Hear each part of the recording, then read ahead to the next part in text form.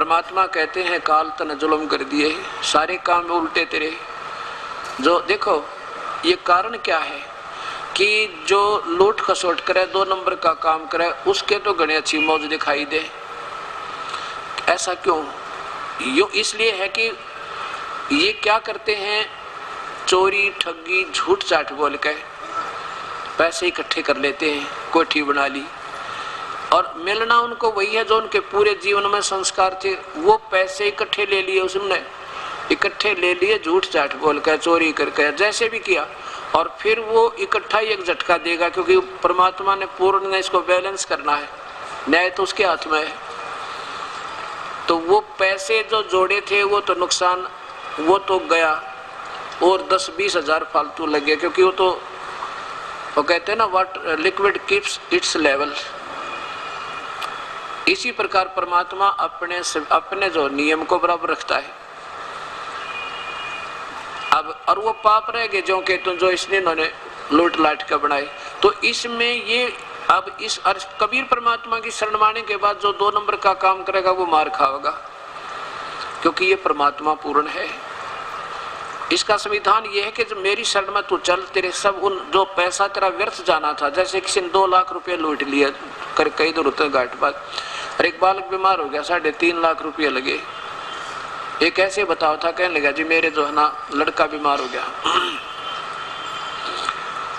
और पहले तो वैसे उसके दोनों गुर्दे खराब हो गए, एक का पुत्र पहले तो बगैर ऑपरेशन कराया नहीं, और वैसे घूमते रहे इधर उधर, और जब कति जवाब मिल गया ना सब, कभी इन झाड़ी लाने वालों से, देसियों से, लोकल शहरों के डॉक्टरों से, फिर हम पहुंच गए ऑल इंडिया में। वहाँ कहने लगे इसके दोनों किडनी फेल हैं, एक किडनी देनी पड़ेगी आपने। और जब इसकी बात बने इसी ग्रुप की हो, तो कह रहे थे जी हमने किसी ने ऐसे ही कोई अपनी किडनी दे दी, उसको 1 लाख रुपया कुछ हमने उसको दिया, लाखों रुपया ऑपरेशन पर लग गया है। और फिर कहने का भाव ये था जी कम से कम 3.5 लाख रुपए उस लड़के का लग गए, और गुर्दा तक काम करने लग गया, 6 महीनों के बाद एक्सीडेंट में मर गया। तरह गजब वही है। अब वो फिर अपनी कहानी बताओ था जी पाप तो मेरे थे, मेरा अब रोना उन बातों का जो ना करता तो बढ़िया था। किसके लिए किए वो पाप? उस पुत्र की सुरक्षा और उसके भविष्य के लिए ये सुखी रहेगा। वो पुत्र भी ना रहा और पैसे भी गए, और पाप ज्यों के तो रखे अभी तो उसने भोगने पड़ेंगे, कुत्ता बनेगा, कीड़े पड़ेंगे, और टांग टूटेगी, खाज लगेगी, वो तो भाई आज भी कोई ना उसके। अब देखो सत्संग में जो प्राणी आ जाएगा उसके भाग उदय होंगे। हम एक जगह सत्संग कर रहे थे, एक पुण्यात्मा ने सत्संग सुना और फिर एक पत्र डाल गया दान पात्र में। उसने क्या लिखा कि जी मैं माँ पापी प्राणी हूँ, गुरुदेव आपसे मैंने नाम भी ले लिया आज, और मैं चोर था। मेरी पत्नी 2 बच्चों को छोड़कर और चली गई। उन बच्चों की मेरे सांस की बीमारी थोड़ी सी दमासा भी है, और उन बच्चों की परवरिश के लिए मैं चोरी करने लग गया। चोरी करते करते अपना करता रहा चोरी। एक दिन मेरे दोनों बच्चों ने चूहों की गोली खाकर आत्महत्या कर ली, और फिर भी नहीं डटा गया, चोरी फिर भी कर रहा हूं। और आज भी मैं रात में चोरी करके आया था और आपके सत्संग में आ गया, और जो आपने आपके वचन सुने मैंने कि ये पाप तो ज्यों के तो रह गए। अब दास क्या बता, कबीर परमात्मा पूर्ण ब्रह्म की संविधान बताते हैं हम ये दास कि जो रिश्वत लेकर चोरी करके किसी का डाके मार के अगर अपने बच्चों की परवरिश करता है, या 2 नंबर का काम करके मिलावट करके या दूध में पानी गेर के बेचना चाहे, उसने अपने बच्चों को जहर देने की जरूरत नहीं पड़ेगी। ऐसी स्थिति उस परिवार की आप हो जाएगी। वो कहने लगा जी आपके वचन सुने, मेरा तो कालजा कांप गया। वापस घर गया और वहां से एक पत्र लिखा, साथ में जो भी चोरी करके लाया था दान पात्र में डाल गया। चलो भाई अब भी कहते हैं जब भी सुधर जाए तो भी ठीक है, ऐसे ऐसे महर्षियों का उदाहरण है कि जो पहले डाकू हुआ करते और संतों के वचन सुनते परमार्थ में लगे। ये पुण्य आत्मा थी और कुसंगत में पढ़ने से, सत्संग की हीनता से और ये और डाकू चोर बन गया। क्या लिखा उस महापुरुष ने, अपना पता बता तो दिया रे बेचारे ने। और क्या बता कि मैंने 8 वर्ष से श्री आसाराम जी का नाम भी ले रखा था। गुरुजी मैं एक बेबस और लाचार व्यक्ति हूँ। लाचार हूँ। मेरी पत्नी 2 बच्चों को छोड़कर किसी दूसरे आदमी के साथ चली गई है और मैं सांस की बीमारी का मरीज हूँ। मेरे पास कमाने का कोई साधन नहीं था, इसलिए बच्चों को पालने के लिए मैंने चोरी करना शुरू कर दिया।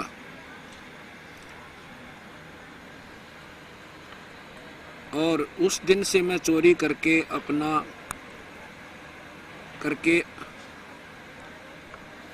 आया था, लेकिन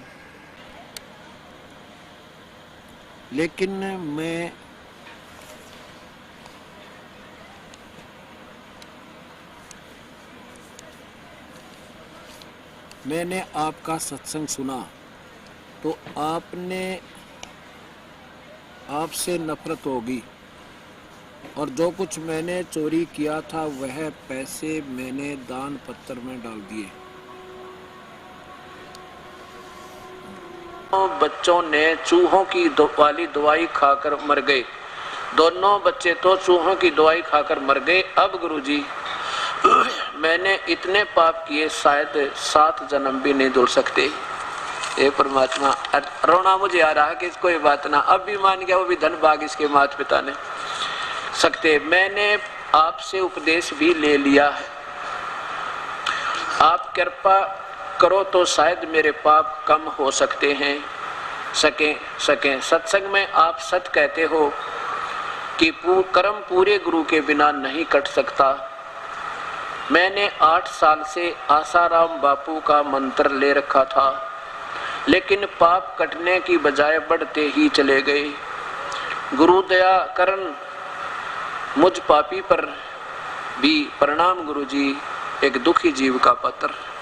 ए परमात्मा, ए बंदी छोड़। अब क्या होता है, पूरे संत के बिना यह शब्द असर नहीं करे। क्यों नहीं करे? जैसे एक समय एक रानी और राजा, एक रानी ने उपदेश ले रखा गुरुदेव तय, और उस संत जी कहते बेटी अपने पति को भी नाम दिला ले, देख 2 दिन का मेहमान है ये, ठीक है, पिछले अच्छे पुण्य थे, आज राजा बन गया, और बेटी आगे तैयारी करोगे तो बात बनेगी।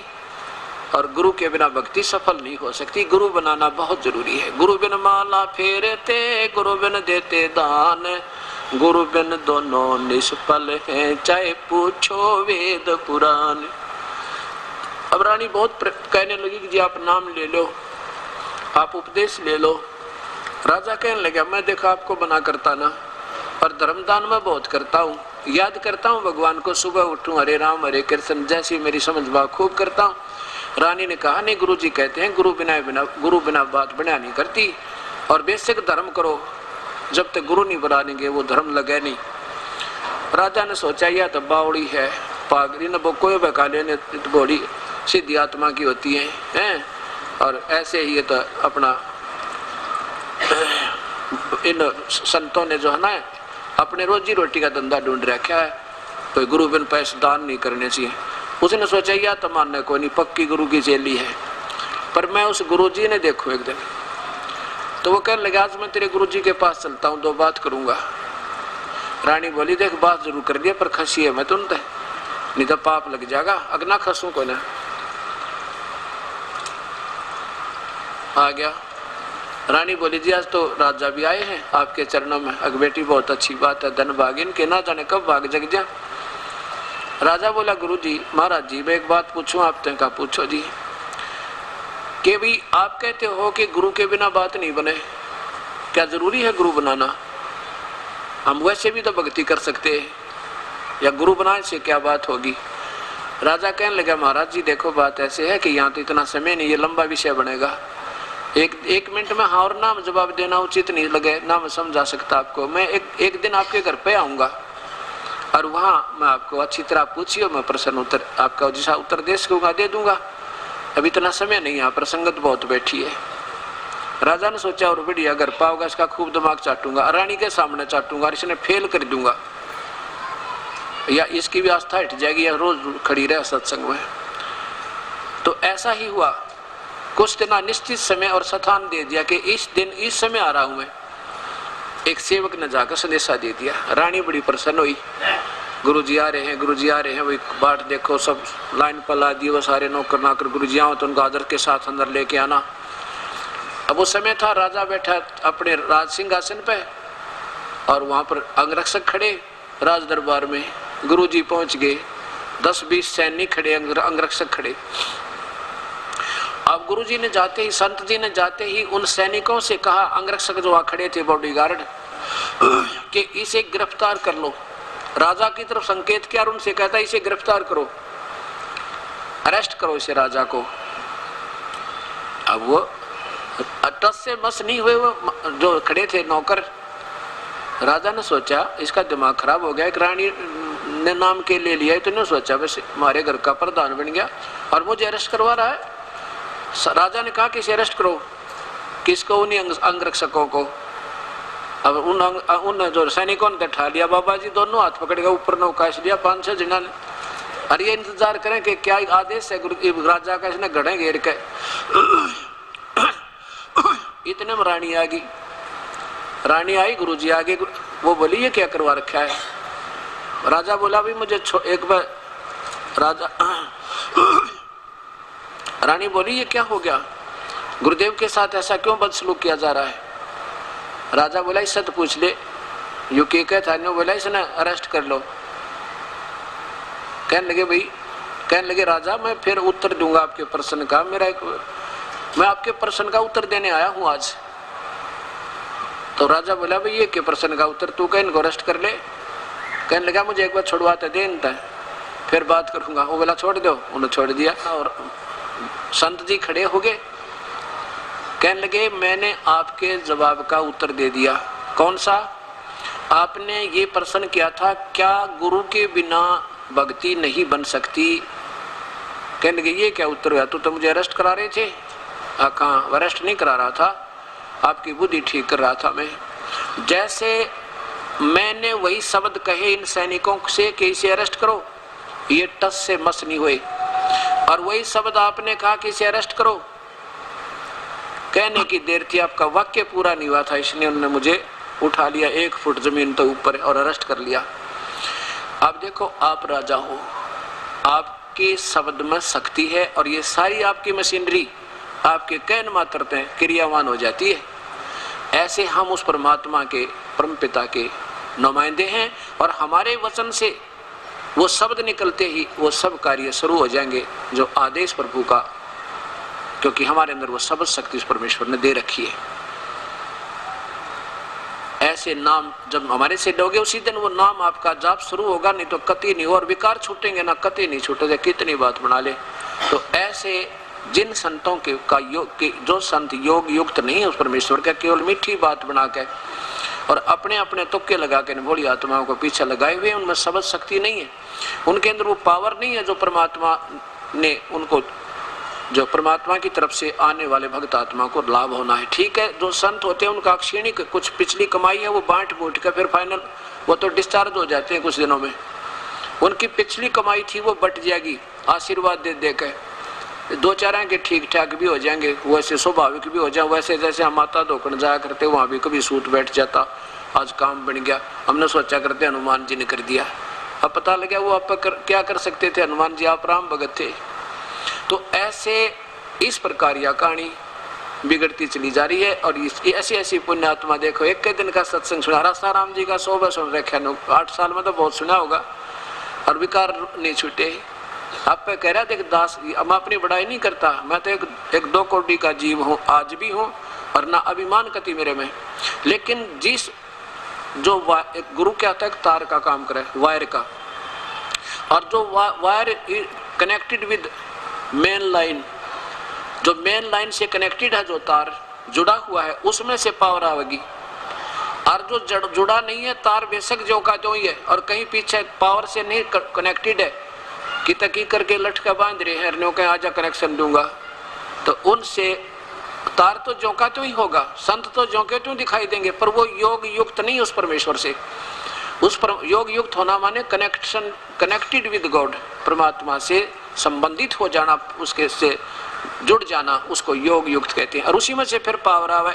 हम तो एक तार हैं उस परमेश्वर के, और उस परमात्मा तो जुड़ गया ये तार, उस मालिक की वही शक्ति इस दास के माध्यम से आपके काम और आपका ये उद्धार कर सकती है, ना दास के बस का कुछ नहीं। तो ऐसा ये परमात्मा का मार्ग है।